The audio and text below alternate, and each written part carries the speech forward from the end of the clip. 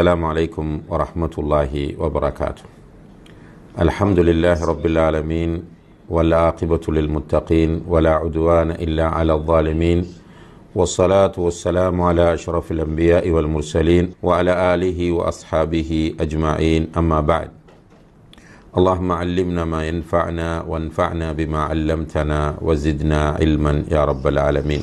கண்ணியத்திற்குரிய சகோதர சகோதரிகளே, அல்லாஹுடைய பேரருளால் பஹ்ரைன் பசாயிர் சென்டர் ஏற்பாடு செய்திருக்கக்கூடிய இந்த சிறப்பான கல்வி வகுப்பிலே நாம் எல்லோரும் கலந்திருக்கிறோம். அல்ஹம்துலில்லாஹ். இன்றைய இந்த வகுப்பு ஃபிக்ஹுல் உஸ்ரா, இஸ்லாமிய குடும்பவியல் என்கிற தலைப்பிலே நடைபெற இருக்கிறது. உண்மையிலேயே இன்றைக்கு, அதாவது நாம் வாழக்கூடிய இந்த காலகட்டத்தில் மிகவும் முக்கியத்துவம் வாய்ந்த ஒரு தலைப்பாக இந்த தலைப்பு இருக்கிறது. ஃபிக்ஹுல் உஸ்ரா என்ற குடும்பவியல் தொடர்பான இந்த தலைப்பு. ஏனென்றால் இன்று சமுதாயத்தில் மிக நெருக்கடியான சிக்கலான ஒன்றாக மாறியிருப்பது குடும்ப வாழ்வுதான். சில நேரங்கள் நீங்கள் பார்க்கலாம், திருமணமாகி ஓரிரு தினங்களிலேயே குடும்ப வாழ்க்கையில் பிரச்சனைகள் ஆரம்பித்து விடுகின்றன. சில குடும்பங்கள் ஓரிரு தினங்களிலேயே விவாகரத்து வரைக்கும் செல்வதை நாம் பார்க்கலாம். இன்னும் சில அதிசயமான காட்சிகளை நீங்கள் பார்க்கலாம். திருமணம் முடித்து 20 வருடம் 25 வருடம் ஆகி குடும்ப வாழ்க்கை செட்டாகவில்லை, சரியாக அமையவில்லை என்று சொல்லி விவாகரத்து கேட்டு வரக்கூடியவர்களையும் நாம் பார்க்கிறோம். இப்போ ஸ்ரீலங்காவை எடுத்துக்கொண்டால் ஒரு சிறிய நாடு இது. 2 கோடி மக்களை கொண்ட ஒரு சிறிய நாடு.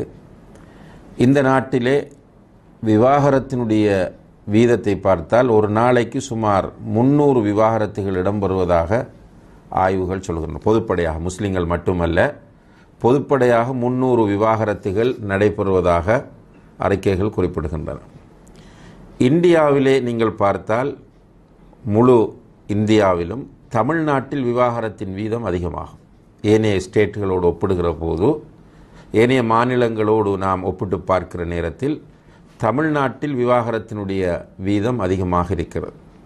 இதே போல் அரபு நாடுகளில் நாம் பார்க்கலாம். இப்படி பல இடங்களிலும் விவாகரத்தினுடைய வீதங்கள் அதிகரித்து கொண்டு போவதை நாம் பார்க்க முடிகிறது.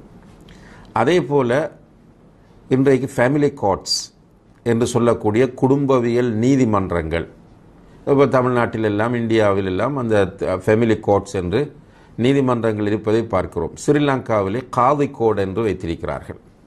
ஆங்கிலத்தில் குவாசி கோட் என்று சொல்வார்கள். அதனுடைய சரியான வடிவம் காதி கோட். இப்படியான கோட், அதாவது முஸ்லீம் பர்சனல் லோவின் அடிப்படையில் இலங்கையிலே அது தரப்பட்டிருக்கிறது. இது போக ஃபேமிலி கவுன்சிலிங் சென்டர்கள் என்பது இன்றைக்கு மிகப்பெரிய அமோக வருமானத்தை பெற்றுத்தரக்கூடிய ஒரு முன்னெடுப்பாக இன்று மாறியிருப்பதை நம்ம பார்க்கிறோம். உண்மையிலேயே குடும்ப வாழ்க்கையை சொல்லுவார்கள், ஒரு மனிதன் தன்னுடைய வீட்டிலும் வேலை செய்கிற இடத்திலும் நிம்மதியாக இருக்க வேண்டும் என்று. அதிகமாக அவன் இருக்கிற இடங்கள் இந்த 2 தான். வீட்டிலும் நிம்மதியாக இருக்க வேண்டும், வேலை செய்கிற இடத்திலும் நிம்மதியாக இருக்க வேண்டும். இன்றைக்கு மனிதனுடைய நிலைமை என்ன? வீட்டில் நிம்மதி இல்லை, எனவே வேலை செய்கிற இடத்தில் அவன் அந்த நிம்மதியை இழந்த நிலையில் போகிற போது தவறுகள் விடுகிறான். அங்கும் நிம்மதி இல்லாத ஒரு சூழ்நிலை அவனுக்கு உருவாகிறது. அப்போ ஒரு மன அழுத்தத்தோடு மனிதன் வாழ்வதற்கு இந்த குடும்பவியல், அதிலே அவன் தோல்வி அடைந்திருப்பது மிக முக்கியமான காரணமாக காணப்படுகிறது. அன்புள்ள சகோதர சகோதரிகளே, அந்த வீட்டுக்கு வீடு வாசல் படி என்று சொல்வார்கள், இக்கரைக்கு அக்கறை பச்சை என்று சொல்வார்கள். அதுபோல தான் இன்று குடும்ப வாழ்க்கையை மக்கள் பார்த்து கொண்டிருக்கிறார்கள். அவருடைய குடும்பத்தை பார்த்து நான் பெருமூச்சு விடுவது, மாஷா அல்லாஹ், அவர்கள் எவ்வளவு பாக்கியசாலிகள், நல்ல ஒரு மனைவி அமைந்திருக்கிறார், நல்ல ஒரு கணவன் அமைந்திருக்கிறார், நாம் வாழ்க்கையிலே மாட்டிக்கொண்டோம், நமக்கு நிம்மதி இல்லை என்பது போன்ற ஒரு நிலைதான் மாறி மாறி எல்லோரும் நினைத்து கொண்டிருக்கிறோம். ஆனால் கடைசியில் பார்த்தால் எல்லா வீட்டுக்குள்ளும் பிரச்சனை, எல்லா குடும்பங்களுக்குள்ளும் சிக்கல். நிம்மதி இல்லாமல் இன்றைக்கு நிறைய பேர், இப்போ நம்ம இந்த ஃபேமிலி கவுன்சிலிங் செய்கிறோம் என்பது தெரிகிற போது ஓவர் த ஃபோன், நேரடியாக வருவதை விட ஃபோனிலே தொடர்பு கொண்டு முறைப்பாடுகளை முன்வைத்து கவுன்சிலிங் கேட்கிறவர்களுடைய எண்ணிக்கை நாளுக்கு நாள் அதிகரித்து கொண்டு போவதை பார்க்கிறோம். இப்போ உண்மையிலேயே இந்த தலைப்பு இன்றைய காலத்தில் மிக மிக முக்கியமான ஒரு தலைப்பாகும். எல்லா காலத்திற்கும் தேவையான தலைப்பாக இருந்தாலும் இன்றைய காலத்தில் இந்த தலைப்பினுடைய முக்கியத்துவம் வேறு. அதிலும் குறிப்பாக ரசூல் ஸல்லல்லாஹு அலைஹி வஸல்லம் அவர்கள் சொல்கிறார்கள், சஹீஹ் முஸ்லிமிலே வரக்கூடிய ஒரு ஹதீஸ், அல்லாஹுடைய தூதர் சொல்கிறார்கள், இப்லீஸ் ஷைத்தானுடைய கேப்டன் லீடர், அவன் தன்னுடைய சிம்மாசனத்தை கடலில் போடுகிறான். கடலிலே போட்டு கடலிலே அவன் சிம்மாசனத்திலே உட்கார்ந்திருக்கும் போது அவனுடைய பட்டாளம் ஷைத்தான்கள் பூமியிலே ஃபசாது பண்ணிவிட்டு அவனிடம் வருகிறார்கள். அவன் ஒவ்வொருவராக விசாரிப்பான், நீ என்ன செய்தாய், நீ என்ன செய்தாய் என்று விசாரிக்கிற போது ஒவ்வொருவரும் அவர்கள் செய்த சாதனைகளை பட்டியலிடுவார்கள். உதாரணமாக, நான் இவனை ஃபஜ்ர் தொழாமல் தூங்க வைத்து விட்டு வருகிறேன், இவனை அசர் தொழாமல் பராக்காக்கி விட்டு வருகிறேன், இவனை மதுபானம் அருந்த வைத்து விட்டு வருகிறேன், அவனை விபச்சாரத்தில் ஆழ்த்தி விட்டு வருகிறேன். இப்படி அவர்கள் சொல்லிக் கொண்டே இருப்பார்கள். அதை ஒரு கெஷுவலாக அவன் வரவேற்று கொண்டிருப்பான் இப்லீஸ். அப்படி வந்து கொண்டிருக்கிற ஷைத்தான்களில் ஒருவன் சொல்லுவான், ஒற்றுமையாக இருக்கிற கணவனையும் மனைவியும் பிரித்து விட்டு வருகிறேன், ஒற்றுமையாக இருந்த கணவனையும் மனைவியையும் பிரித்து விட்டு வருகிறேன் என்று அந்த ஷைத்தான் சொல்லும்போது இப்லீஸ் அவனை எடுத்து தனக்கு பக்கத்திலே உட்கார வைத்துக் கொள்வான், நீதான் என்னுடைய மிக நெருக்கமான ஆள் என்று சொல்லி என்று நபி ஸல்லல்லாஹு அலைஹி வஸல்லம் அவர்கள் சொல்கிறார்கள். அப்போ ஷைத்தானுடைய மிகப்பெரிய ஒரு சதித்திட்டம் குடும்ப வாழ்க்கையை சீரழிப்பதிலே இருக்கிறது என்பதை அல்லாஹுடைய தூதர் ஸல்லல்லாஹு அலைஹி வஸல்லம் அவர்கள் நமக்கு பிரகடனப்படுத்தியிருக்கிறார்கள். இரண்டாவதாக, இன்றைய உலகத்தில் இலுமினாட்டிகள் என்று சொல்லக்கூடிய ஒரு குரூப் இருப்பதை நீங்கள் கேள்விப்பட்டிருப்பீர்கள். அரபியிலே அல் மாசோனியா என்று சொல்வார்கள், ஆங்கிலத்தில் ஃப்ரீமேசன்ஸ் என்று அவர்கள் அழைக்கப்படுவார்கள். இந்த இலுமினாட்டிகள் என்பவர்கள் ஒரு குறிப்பிட்ட எண்ணிக்கையை கொண்ட ஒரு குழு.